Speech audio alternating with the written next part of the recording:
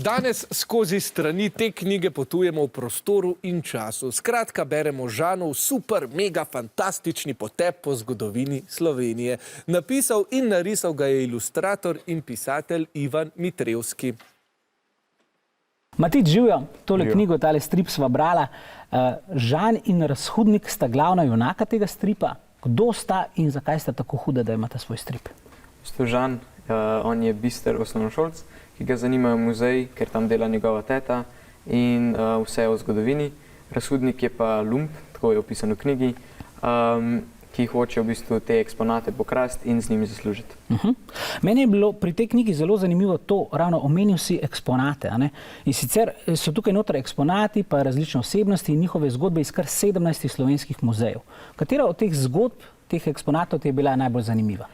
Najbolj zanimiva mi je bila zgodba Spodleteli osamosvojitelj, zaradi tega, ker je smešna, v bistvu predstavlja zdajšnje stanje Slovenije in tudi največ vem o tej temi.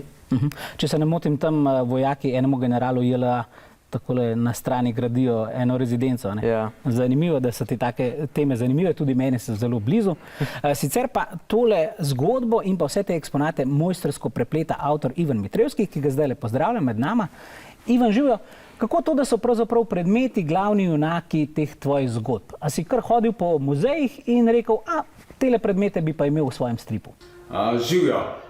Res je, v tej zbirki stripov se vsak strip odvija okoli nekega predmeta, pripoveduje o nekem predmetu in v muzejih hranijo predvsem predmeti in ravno predmeti nam povejo to, kako so ljudje v preteklosti živeli, česa so se bali, v kaj so verovali.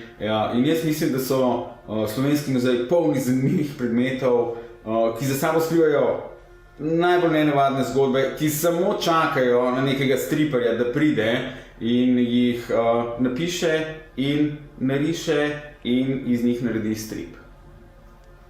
Ja, hvala, Ivan. Slišati je zelo preprosto, ampak kar veliko delajo te knjige. Ja. Na koncu, seveda, spoznal si vse te muzeje, vseh teh 17, katerega bi zdaj najraje obiskal in zakaj? Najraje bi obiskal Kobariški muzej, zaradi tega, ker me v bistvu še zanima Prva svetovna vojna, kako je potekala in Soški fronti. Odlično, upam, da ga obiščeš čim prej. Ja. Skratka, tole knjigo toplo priporočava, notri so res noro zanimive zgodbe. Jaz si recimo še kar ne moram predstavljati, da so slonjo taco uporabljali kot držalo za dežnike. Rok, a si ti to predstavljaš? Už si niti predstavljati ne želim. Kakorkoli vprašanje prebranih celic se glasi. Strip opisuje zgodbe, ki spremljajo predmete v muzejskih zbirkah. Zakaj je bila zgodba Spodleteli osamosvojitelj Maticu najbližja? A. Ob zgodbi se je nasmejal in je največ vedel o njej. B. Ob zgodbi se je nasmejal in je najmanj vedel o njej. C. Zgodba je prikazovala neko drugo Slovenijo. Ali D. Zgodba je prikazovala današnjo Slovenijo. Se opravičujem. Ja, krevik.